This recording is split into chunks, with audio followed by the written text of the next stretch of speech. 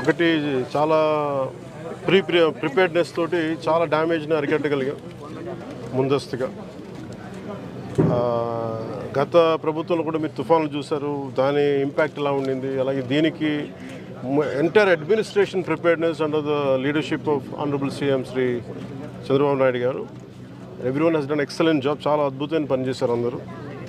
అంటే ఏ స్థాయికి చేశారంటే, ఎంత డీటెయిల్కి చేశారంటే, ఎక్కడో ఒక 4 వ్యక్తులు, ఒక కుటుంబం వాళ్ళకున్న మేకల్ని, వాళ్ళ జీవనాధారాన్ని తీసుకెళ్ళిపోయి లంకలో వెళ్ళిపోయినప్పుడు, వాళ్ళకి లంకకి వెళ్ళిపోయినప్పుడు అందరికీ తెలుసు అసలు కనెక్షన్ ఉండదు ఇక్కడ జరుగుతున్న విషయాలకి. కేవలం సెల్ ఫోన్ కనెక్షన్ ఉండడం వల్ల వాళ్ళకి అలర్ట్ వచ్చింది ఆ ఈదురుగాలుల వల్ల.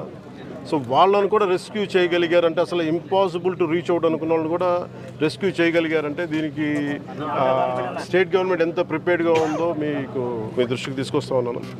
కలెక్టర్ గారి దృష్టికి చేసి ఇందాక అన్ని పంట నష్టం ఇవన్నీ చూశాను. దాదాపు మనకి ఈ ఒక 46,000 ఎకరాలని 46,000 హెక్టార్లు నష్టం వచ్చింది. దాదాపు ఎంతమంది ఉంటారు? ఒక 56,000 మంది. సో ఇది అందుకే చూసాం. ముందుగా చాలామంది కౌలు రైతులు కూడా నష్టపోయారు. దీని గురించి ముఖ్యంగా బాలశౌరి గారు, బుద్ధిప్రసాద్ గారు, మంత్రి గారు అడుగుతూ ఉన్నారు. దీనికి కౌలు రైతాంగానికి ప్రత్యేకించి దృష్టి పెట్టాలని, ఖచ్చితంగా అది కూర్చోబెట్టి రివ్యూ మీటింగ్స్లో పెట్టి దీన్ని ముఖ్యమంత్రి గారి దృష్టికి తీసుకెళ్తాం. అలాగే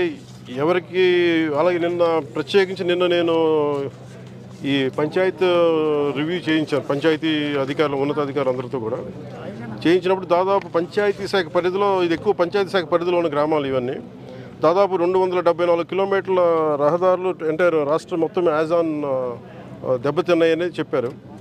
అలాగే సూపర్ శానిటేషన్ కానీ, సూపర్ క్లోరినేషన్ కానీ, ఈ అంటువ్యాధులు వచ్చే అవకాశాలు ఎక్కువ ఉన్నాయి. అలాగే 1,583 గ్రామాలని చాలా తీవ్రంగా ప్రభావితమైనవి. దీనికోసం దాదాపు 21,055 మందిని సిబ్బందిని పారిశుద్ధ్య నిర్వహణకి వినియోగించాం. అలాగే ఎక్సలెంట్ అనేవి కలెక్టర్ గారు కానీ, ప్రతి జిల్లా కలెక్టర్ల, కృష్ణా జిల్లా కలెక్టర్ గారు కానీ, స్పెషల్ ఆఫీసర్ కానీ, ప్రతి ఒక్కరు కూడా జాయింట్ కలెక్టర్స్ కానీ, ఎంటైర్ యంత్రాంగం మొత్తం వారి లీడర్షిప్లో చాలా అద్భుతమైన పని చేశారు. దాదాపు 23,000 మంది, 23,744 మందిని కేంద్రాలకి తరలించబడిన ప్రజలు. అలాగే 240 సహాయ కేంద్రాల్లో వీళ్ళని పంపించడం జరిగింది. అలాగే ఇందాక చెప్పినట్టుగా 56,040 మంది రైతులు నష్టపోయారని తెలుస్తోంది ప్రాథమికంగా. ఇది 46,000 హెక్టార్లు పైచులకు. అలాగే ఉద్యాన భూమి, ఇందాక కూడా అరటి పంట చూసాం. అది ఒక 1,400 పైచులకు హెక్టార్లో దాదాపు 2,230 రైతులు నష్టపోయారని తెలుస్తూ ఉంది. ఒక దెబ్బతిన్నీళ్ళు ఒక 39, పాక్షికంగా దెబ్బతిన్న 489. సో వీటన్నిటికీ కూడా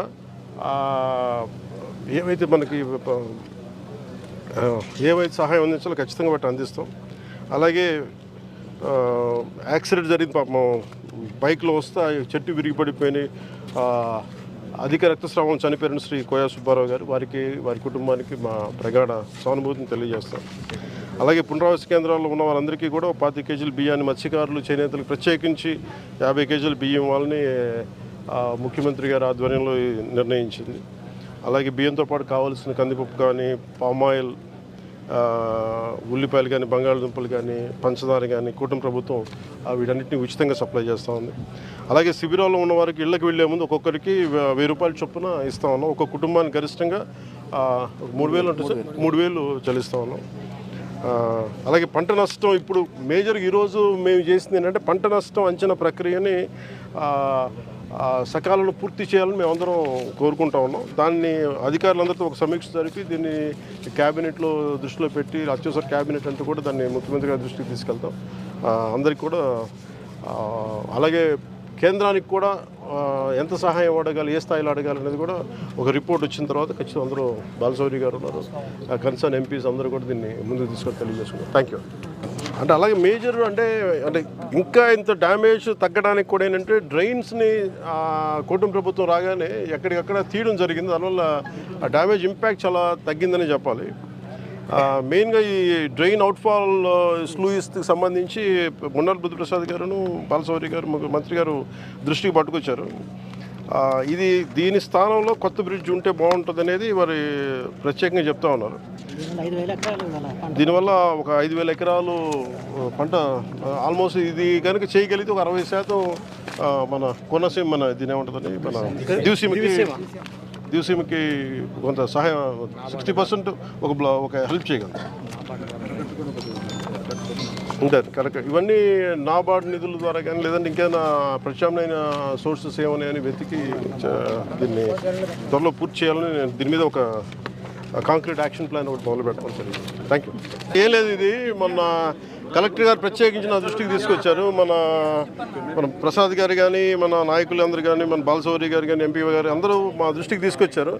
ముఖ్యంగా ఎదురుమండి గొల్లమంద నాగాయలంక మండలంలో ప్రత్యేకించి ఒక ఈ కోతకు గురైపోయింది. మనం ఏం చేయాలి, దానికి రోడ్డుకి 13.8 కోట్లతోటి నిన్నే టెండర్స్ కూడా పూర్తి చేసాం. 10,000 మందికి దీనివల్ల లబ్ధి ఉంటుంది. అలా 5 లంక గ్రామాలు జింకపాళెం, గొల్లమంద, బ్రహ్మయ్య గారి మూల, ఎదురుమండి ఎందుకంటే వీటికి చాలా సహాయపడుతుంది. ఇవన్నీ ఒకప్పుడు వర్షం వస్తే కట్ అయిపోతాయి ఇప్పుడు త్వరలోనే దీనికి బ్రిడ్జ్ చేయడం వల్ల పరిష్కారం. ఈ సమస్యను జీవితకాలంలో పరిష్కరిస్తాం లేదని చెప్పి భయపడ్డాం.